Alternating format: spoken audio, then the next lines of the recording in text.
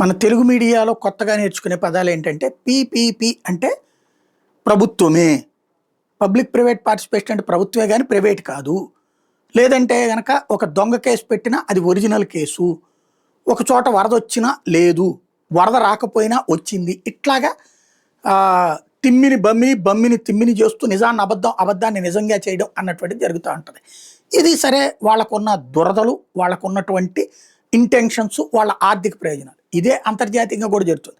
అమెరికాకి సంబంధించినటువంటి యుఎస్ఐడి వాళ్ళు చేస్తున్నటువంటిది డీప్ స్టేట్ ద్వారా కొంతమందికి డబ్బులు ఇస్తున్నారు. ఆ డబ్బులు తీసుకుని వాళ్ళు ఉన్నది లేనట్టు లేనిది ఉన్నట్టు చెప్తుంటారు.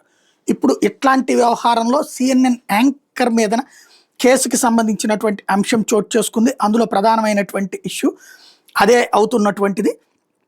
ఏదైతే తాజాగా జరుగుతున్నటువంటి ప్రక్రియలో సిఎన్ఎన్ యాంకర్ జిమ్ అకోస్టా మీద $4 మిలియన్ యుఎస్ఐడ్ అతనికి అందింది అన్నటువంటి విషయం తేలింది.